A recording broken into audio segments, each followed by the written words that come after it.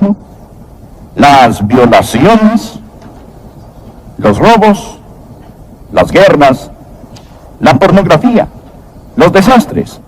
Y cuando lee todo esto, usted nunca ve la palabra pecado. La vida es corta. La muerte es segura. El pecado es la maldición. Y Cristo es la cura. ¿Dónde está la cura? En la cruz del Señor Jesucristo. Por favor, escuche. Porque también Cristo padeció una sola vez por los pecados. ¿Y por qué la cruz? Cristo padeció una sola vez por los pecados, el justo, por los injustos, para llevarnos a Dios. ¿No es este un maravilloso versículo? Un maravilloso versículo. Hay suficiente dinamita del Evangelio en solo este para dinamitar el pecado, el odio, el dolor, la enfermedad de la vida de cualquier persona. Pero la dinamita debe ser encendida por la chispa de la fe. Deseo que hoy aprendamos exactamente cómo perdona Dios el pecado. Cómo Dios se encarga del pecado.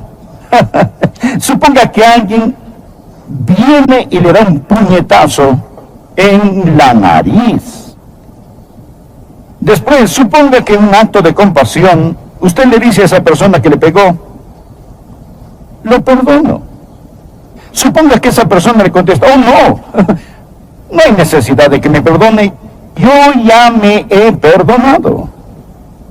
Luego suponga que otra persona que presenció todo les dice, oh, ninguno de ustedes necesita preocuparse, yo ya los perdoné a ambos.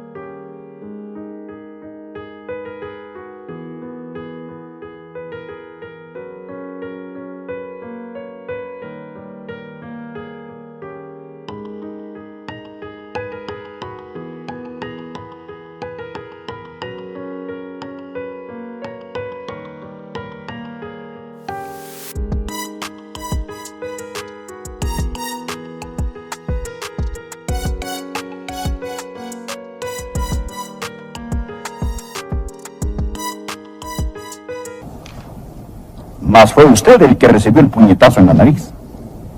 Amigos, escuchen. Solo la persona que recibió el golpe puede perdonar. Entienda que el pecado es poner nuestro puño en el rostro de Dios. Y solo Dios puede perdonar el pecado. Abandone todas esas fábulas psicológicas que dicen que necesitamos perdonarnos a nosotros mismos y afirmarnos los unos a los otros. Existe un Dios santo. Dios es un Dios santo. Y el pecado es un ultraje, un reproche, una rebelión contra un Dios santo. El pecado no quedará impune sin castigo. Lo hemos mencionado una y otra vez. El texto de hoy indica tres maravillosas verdades sobre cómo Dios perdona el pecado y sobre cómo se hace cargo Dios del pecado. La primera verdad que deseo que veamos al estudiar nuestro texto, Primera de Pedro capítulo 3, versículo 18, es el sufrimiento vicario de la cruz. ¿Lo anotó? El sufrimiento vicario de la cruz. La palabra vicario significa en lugar de otro. Significa suplente, sustituto. Miremoslo.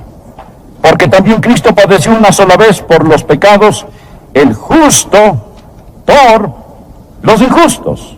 Es decir, Jesús, quien es justo, quien nunca pecó, nacido de la Virgen, el sin mancha, sin pecado, Hijo de Dios, el justo, murió por los injustos. Habla de usted y de mí. Somos los pecadores. Él llegó a ser nuestro sustituto. A lo largo de la Biblia, Dios enseña la lección de la sustitución. Por el tiempo de Cristo, los sacerdotes y los levitas ya habían instituido un rango especial de pastores. criar corderos muy especiales. Los de la Pascua eran los mejores, los más finos, y se les criaba en Belén.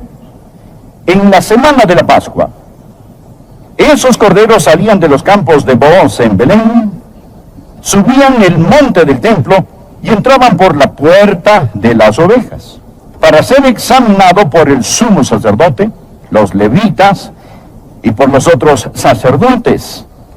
El mismo día, bajando el monte de los olivos, cabalgando sobre una asna, venía el Señor Jesucristo, el Cordero de Dios, quien luego subió el monte Moria. El mismo día, los corderos y el Cordero de Dios entraban a la ciudad. El domingo de Palmas, la Pascua, el mismo día, ese mismo día, hace tanto tiempo. Luego llegó el día cuando el Cordero de la Pascua debía ser sacrificado. A las 3 de la tarde, el sacerdote levantaba la barbilla de ese corderito sin defecto y, tomando sus filosos y mortales cuchillos, le cortaba la garganta al corderito. Al mismo tiempo que esto sucedía, sobre el cruel monte Gólgota, el Cordero de Dios vertía su preciosa sangre real, roja como los rubíes, por los pecados de la humanidad. Y Jesús dijo sobre la cruz: consumado es. Está terminado. La deuda está pagada totalmente. Y sacerdotes ya pueden irse a sus casas. Levitas pueden bajar sus cuchillos. Pastores, su trabajo ha terminado, porque está hecho. Amén. Está terminado. Consumado es. Aleluya. Jesús, el Cordero de Dios, murió sobre la cruz. El propósito de la cruz es la sustitución, y la Pascua nos lo ha mostrado en una forma muy clara y sencilla. Tenemos el sufrimiento corporal del Señor Jesús. Azotaron al Señor Jesús. Los romanos sabían cómo azotar. Ataban las manos de la víctima y la levantaban a que estuviera de puntillas para aumentar el dolor y para que la espalda quedara lisa como la seda. El instrumento de azote era un látigo con un robusto mango y con correas de cuero. Al final de las correas de cuero habían unos pedacitos de hueso, metal y vidrio ingeniosamente atados. Usaban a 2 azotadores, 2 verdugos. Y al ser estirado el cuerpo de la víctima, uno de los verdugos comenzaba en la nuca y descendía. El otro empezaba en los tobillos y ascendía. En equipo, estos 2 verdugos despellejaban a esa persona, parada y estirada de puntillas. Al enroscarse el látigo alrededor del cuerpo, desprendía un pedazo de carne cada vez que lo jalaban. Estos eran hombres experimentados, que sabían muy bien cómo azotar y desprender la carne de tal forma que los nervios y músculos quedaran expuestos sin sacarle los intestinos. Al soltar a la víctima después de ser azotada, esta caía postrada en el suelo. Los hombres no salían caminando, salían gateando. Por ello la Biblia dice que llevaron a Jesús atado y le entregaron a Pilato. ¿Por qué lo llevaron? Porque estaba demasiado débil para caminar. Por eso después Jesús se tropezaba y caía y no podía cargar la cruz. El abuso físico del Señor Jesucristo. Ellos lo golpearon con sus puños. Luego le dieron una paliza con palos. Por último lo sacaron para la verdadera crucifixión. ¿Conoce usted el por qué los romanos usaban la crucifixión? ¿Sabe por qué usaban la cruz? Hablemos de crueles castigos. La crucifixión tenía como fin el ser cruel. La crucifixión tenía como fin el ser inusual. La crucifixión tenía como fin el inspirar puro terror. Cualquiera que veía una crucifixión decía: sea lo que sea que ocasionó tal castigo, yo no lo haré. Romanos, haré lo que me ordenen, pero no me crucifiquen. De esto se trataba la crucifixión. De esto se trataba la crucifixión. ¿Ha oído la palabra excruciatus? Viene de una palabra latina. Excruciatus. Excruciatus. Y significa salido de la cruz. De la cruz. De esta palabra viene crucifixión. Un tipo de dolor atroz que proviene de la cruz. Un dolor agudísimo. Clavaban las manos de la víctima a la cruz. Ellos separaban los metacarpos, poniendo el clavo aquí, no en la palma de la mano, sino en la muñeca, para que no se cayera de la cruz. Trataban de golpear el nervio del medio, para transmitir el dolor por el cuerpo hasta el torso.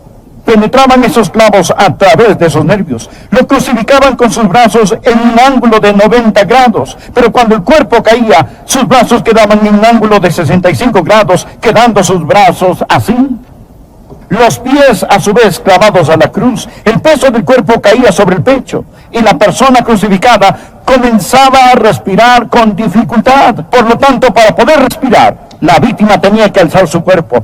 Pero para hacerlo tenía que empujar contra los clavos que estaban en sus pies.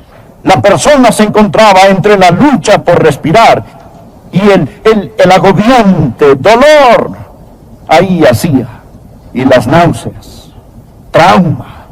Y hay un intenso dolor en cada nervio, convertido en un conducto para tal tormento. El individuo permanecía allí un agonizante largo tiempo hasta morir de una muerte atroz, atroz. Hubo la agonía física de la cruz. Hubo la agonía emocional, el sufrimiento emocional de la cruz, como predicamos la semana pasada. No solo Jesucristo bebió la copa, la contaminación del pecado, sino también llevó la corona, el castigo del pecado. Por ello, la copa y la corona nos hablan de la cruz, de Jesús bebiendo la contaminación y recibiendo el castigo. No es el que haya pecado, recuerde, el justo por los injustos, mas Él pagó el precio. ¿Y cuál era el precio? El estar separado del Dios omnipotente, omnipotente. No solo Dios el Padre se separó de su Hijo amado, sino que también en ese momento el Señor Jesús se convirtió en el objeto detestado por el Padre. Y Dios el Padre tuvo que mirarlo como mira a un pecador y tratarlo como trataría a un pecador. ¿Comprende ahora el texto de Pedro? También Cristo padeció una sola vez por los pecados, el justo por los injustos. Este es el sufrimiento vicario de la cruz. El sufrimiento vicario de la cruz. Aquí está la segunda verdad que deseo que observe. Amigo, mi corazón se conmovió tanto al estudiar para este sermón. Quiero que vean la satisfacción vital de la cruz. La satisfacción vital de la cruz. Miremos el texto. Hay una palabra que no quiero que pase por alto. Mírela. Porque también Cristo padeció. ¿Cuál es la próxima palabra? No puede escucharlos. Una vez por los pecados. Por los pecados. Amigo, esto no significa había una vez. Esto significa una vez y para siempre. Significa una vez y para siempre. Al decir Jesús, consumado es, dijo que la deuda quedó cancelada totalmente. Recuerden que he mencionado que en Roma, cuando encerraban a un hombre en prisión, cuando se le encontraba culpable de un crimen, ellos lo encerraban y escribían un certificado de deuda que lo pegaban a la puerta de su celda. Era su deuda al Estado y a la sociedad. Era lo que su pecado, su crimen había provocado. Se lo llamaba un certificado de deuda y lo ponían en la puerta de su celda. Después de servir su tiempo, pagar la pena y satisfacer las deudas de la ley, entonces escribían sobre este certificado escribían sobre este certificado de deuda pagado en su totalidad y se lo entregaban al prisionero. ¿Sabe?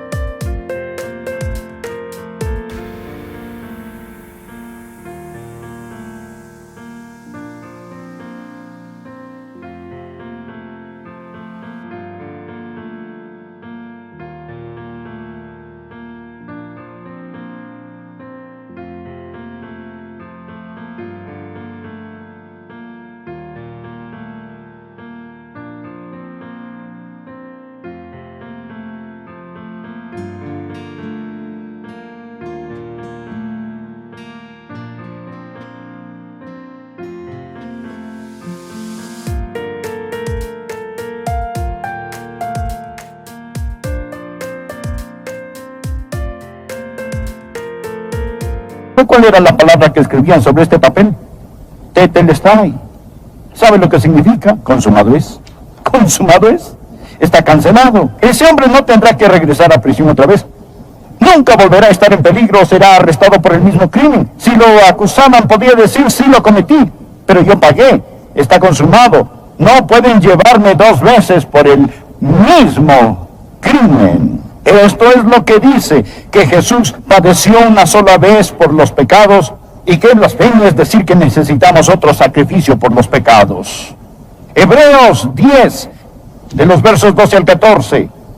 Pero Cristo, habiendo ofrecido una vez para siempre un solo sacrificio por los pecados, se ha sentado a la diestra de Dios. De ahí en adelante, esperando hasta que sus enemigos sean puestos por estrado de sus pies. Escuchen esto, porque por una sola ofrenda hizo perfectos para siempre a los santificados. Aleluya. Este es el porqué de la seguridad eterna. Sabía que si pudiera perder la salvación después de haberse salvado, lo cual no es posible, pero supongamos que pudiera perder su salvación. Para que pudiera salvarse nuevamente, Jesús tendría que morir otra vez. Verá, cuando Jesús murió, fue solo válido para una salvación. Porque con una sola ofrenda hizo perfectos para siempre a los santificados. Jesús dijo, consumado es, cancelado, pagado totalmente. No hay nada que se pueda hacer ni que necesite hacer.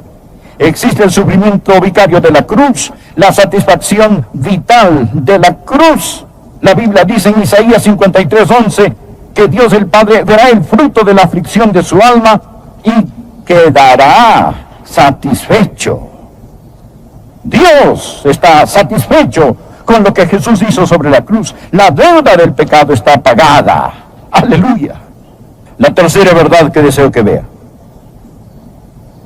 No solo el sufrimiento vicario de la cruz, no solo la satisfacción vital de la cruz, porque también Cristo padeció una sola vez por los pecados del justo, por los injustos, sino también la salvación victoriosa de la cruz. La salvación victoriosa. Cristo padeció una sola vez por los pecados, el justo por los injustos. ¿Para qué? Para llevarnos a Dios. ¿Lo ve? Léanlo. Para llevarnos a Dios. ¿Qué hace el pecado? El pecado nos separa del Dios Santo. ¿Qué hace la cruz? Sobre esa cruz, Jesús tomó a Dios Santo con una mano, al hombre pecador con la otra, y por medio de la sangre de su cruz, Él reconcilió a Dios y al hombre. Él hizo la paz por medio de la sangre de su cruz, para con esta llevarnos a Dios. Escuche Romanos 5:10, porque si siendo enemigos fuimos reconciliados con Dios por la muerte de su Hijo, mucho más, estando reconciliados, seremos salvos por su vida. Para llevarnos a Dios. La palabra llevarnos en griego es porseiko, que significa tomar a un individuo y presentarlo ante un rey o un dignatario. Esto es lo que Jesús hizo. Jesús nos ha tomado de la mano para presentarnos ante Dios el Padre. Él nos lleva a Dios. Él intercede. Padre, estos son míos. Yo los compré con mi sangre sobre esa. Su nombre era Absalón.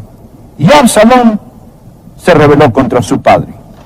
Había una mujer en el reino que le dijo a David: usted necesita hacer algo para reconciliarse con su hijo, para que él regrese, para traer a su hijo. Pero David no lo hizo. Dicha mujer le dijo: rey David, usted no está actuando como Dios actúa. Por favor, anote este precioso versículo en el margen de su Biblia. Es un increíble versículo. Segunda de Samuel 14:14. Esto es lo que esa mujer le dijo a David: porque de cierto morimos, y somos como aguas derramadas por tierra, que no puede volver a recogerse. Ni Dios quita la vida, sino que provee los medios para no alejar de sí al desterrado. ¿No es este un gran texto evangelístico del Antiguo Testamento? A su corazón. Tan sinceramente como puedo hacerlo. ¿Es usted salvo? No le pregunto si es católico, bautista, metodista o de otra denominación. Lo que digo es que usted necesita saber, sin lugar a dudas, que se ha arrepentido de sus pecados y recibido a Cristo como su Salvador personal. Le imploro que lo haga ahora. Ore así: Señor Jesús, entre en mi corazón, perdona mis pecados, sálvame, Señor Jesús. Ore de corazón, ore con fe, y Él le salvará. Y si usted oró